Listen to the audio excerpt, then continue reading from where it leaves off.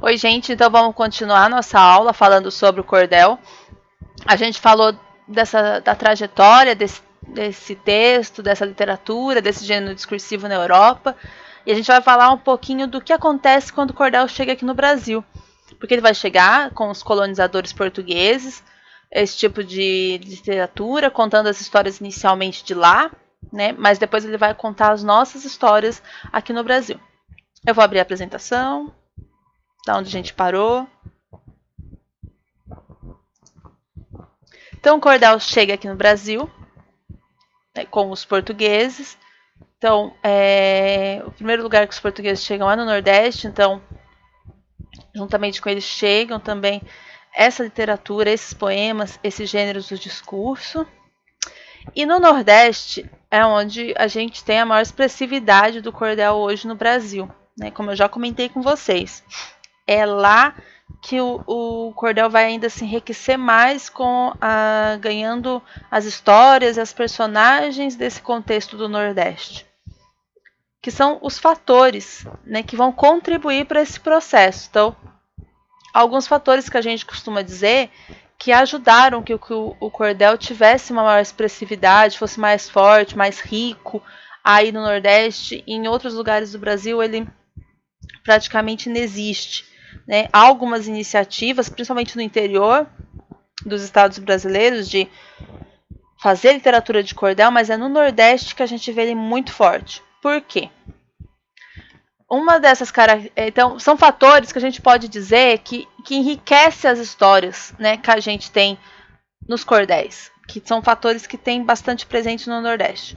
Um desses fatores é a sociedade patriarcal, que ainda vigora em muitos lugares. No Brasil todo, a gente pode falar, né? Mas a gente pode ver que as histórias mais contadas estão nos cordéis nordestinos.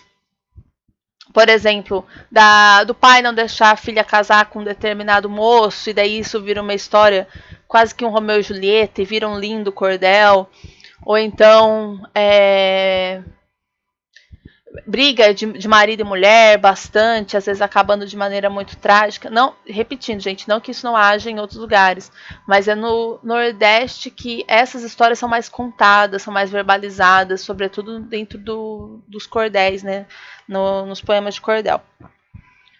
O surgimento de manifestações messiânicas, aqui a gente pode falar principalmente do Antônio Conselheiro e também do Padre Cícero, que, né, tem toda essa aura, digamos assim, né? Antônio Conselheiro durante a Guerra de Canudos, que foi um episódio bastante trágico da nossa história, quem quiser pesquisar, e também os milagres, né, do Padre Cícero, que, enfim, dão toda essa aura de homens realmente importantes que vão guiar o povo, trazendo um contexto também bastante religioso. O surgimento do cangaço, a gente tem histórias aí bastante ricas, luta contra a opressão dos coronéis, dos fazendeiros, as disputas por terras,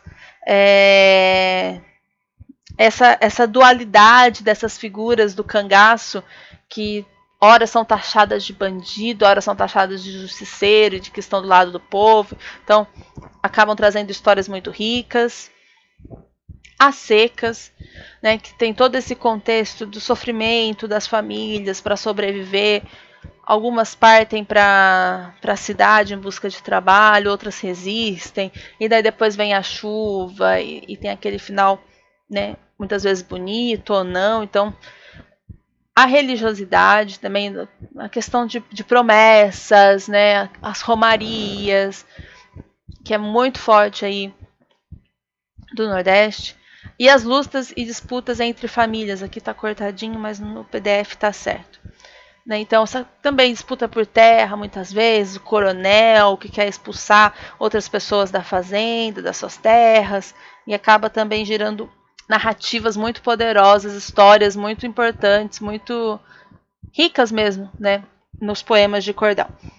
Ressaltando, a gente, né, quando a gente pesquisa sobre essa literatura, novamente eu vou dizer, não quero dizer que não haja problemas ou esses problemas em outros lugares do país, mas esses fatores, essas questões são cantadas, recitadas no cordel, que isso sim não acontece, né, em outros lugares do Brasil.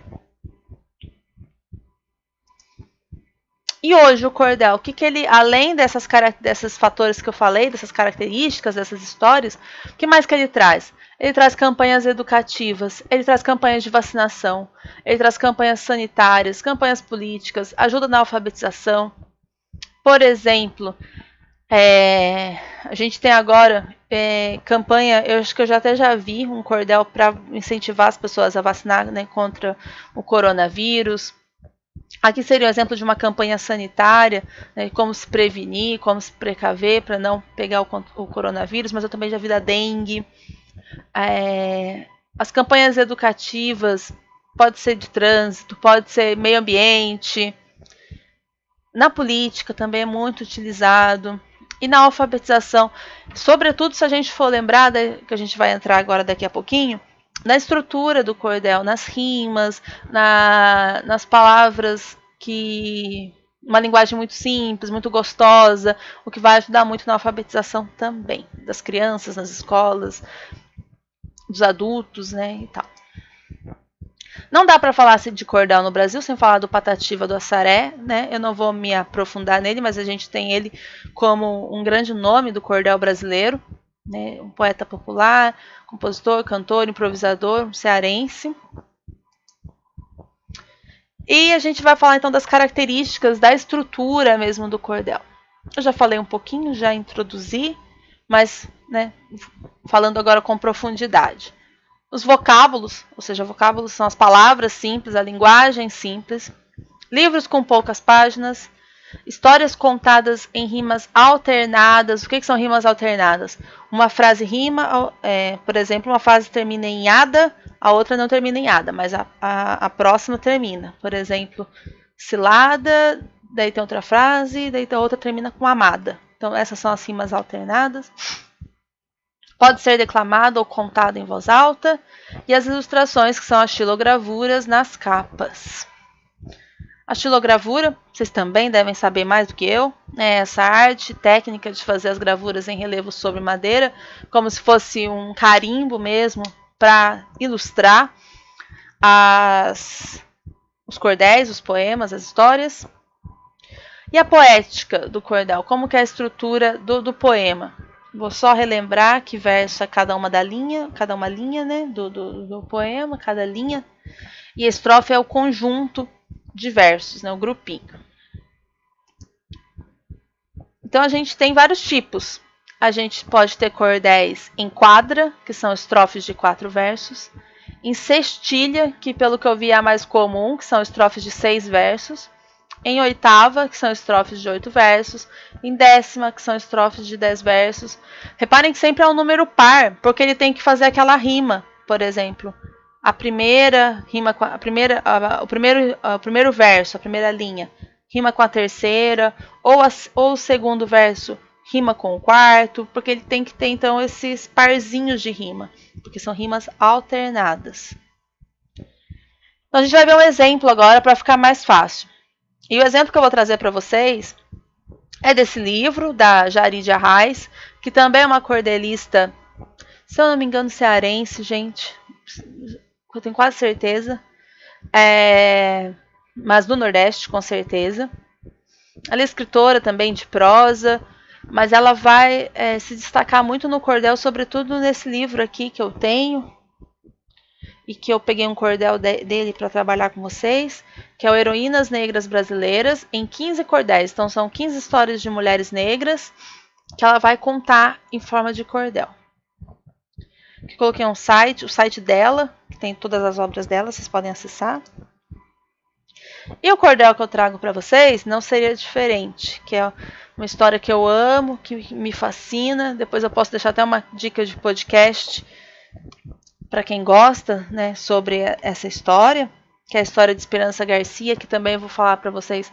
No Sul e no Sudeste não estudamos a história dessa mulher, que é uma história triste, mas fabulosa ao mesmo tempo. Que é essa mulher, então, que em 1770, uma mulher negra, escravizada, que vai escrever uma carta pro governador, eu vou chamar de governador porque seria mais ou menos a função de hoje que a gente tem, aí da província do Piauí, e pedindo melhores condições, pedindo para batizar seus filhos e das suas colegas que estavam muito tempo sem batismo, pedindo para se confessar, contando que era muito maltratada pelo Senhor, né, que era dono dela naquela época, que estava separada do marido, né, que foi levada para a fazenda e estava longe do marido, que o filho sofria muito. Então, é uma história que, se a gente for pensar, ela é incrível em tantos níveis, assim, que poderia ficar horas discutindo com vocês. A gente está falando de 1770, um período em que pouquíssimas pessoas sabiam escrever e ler. E daí a gente tem uma mulher negra escravizada, lembrando que era proibido ensinar os negros escravizados a ler e escrever, que tem a audácia aqui no sentido muito bom da palavra de pegar e mandar uma carta pedindo por ela, pedindo pelos seus, né, porque ela vai falar também das companheiras dela, das colegas, e tanto que ela é reconhecida, né, como a primeira advogada aí do Piauí. A carta dela é classificada como uma petição. Então é muito para a gente pensar que a história do Brasil, a gente pode pensar que ela é cheia de esperanças Garcias, cheia. A gente teve o conhecimento da história dela porque alguém achou esse documento, mas a gente pode pensar que quantas formas de resistência houve que a gente não chegaram, né, ao nosso conhecimento. Muito incrível pensar nisso. Então eu vou começar a ler o cordel para vocês. Eu vou ler só 4 estrofes, tá? Porque senão não vai dar tempo. Eu disponibilizei ele todinho em PDF. Vocês podem acessar aí na postagem. Para quem quiser ver como termina, né? Embora acho que a maioria já deva conhecer, até porque ela era da região de Oeiras, aí próxima a Oeiras, né? Então, do interior também, do Piauí. E por aí vai, né? Muito, muito bonita mesmo a história. E como a Jari de Arraes conta, também ficou muito bacana. Foi no século XVIII que este caso aconteceu. No estado do Piauí, a mudança que se deu. E marcando nossa história, Esperança apareceu. Pelos padres jesuítas, ela foi escravizada. Esperança era mulher que vivia maltratada, mas sua personalidade era a alma de indomada. Quando estava com os padres, Esperança se casou e chegou a ter um filho que profundamente amou. Com o seu marido vivia, mas então tudo mudou. Pois o Marquês de Pombal foi aos padres expulsar, e a escrava Esperança acabou-se por passar ao governo do estado, que lhe mandou transportar. Então, como eu disse, continua, né? Aqui é o comecinho, quando ela ainda era uma escrava dos padres jesuítas, que provavelmente foram eles que ensinaram ela a ler e escrever, pelo que a gente conhece, né, da história. E daí os padres jesuítas são expulsos do Brasil pelo Marquês de Pombal, e ela vai ser mandada para outra fazenda, e é ali que começa o sofrimento dela, né? Mais sofrimento, digamos assim, que ela é separada do marido, apanha muito, os filhos sofrem muito, e daí que ela resolve escrever a carta. Então o cordel vai contar toda essa trajetória. Conta também que a gente sabe muito pouco dela, a gente não sabe, né, se ela nasceu no Brasil ou se ela foi trazida da África para cá. A gente não sabe que fim ela levou depois disso, né, se ela conseguiu o que ela pediu na carta. Então, ao mesmo tempo que a gente tem pedaços dessa história, e só não resta pensar o que seria, né, o que foi dela, mas a lição dela é muito incrível. Falando da estrutura, só pra gente, né, que eu comentei com vocês, reparem as rimas. Então a gente tem aqui: Esperança se casou e chegou a ter um filho que profundamente amou. Então, casou rima com amor. Com seu marido vivia, mas então tudo mudou, que também vai rimar com amor e com casou. Então, essa é a rima alternada que tem que ser seguida no cordel. E essa aqui são sextilhas, né? Como eu falei com vocês, é a mais comum.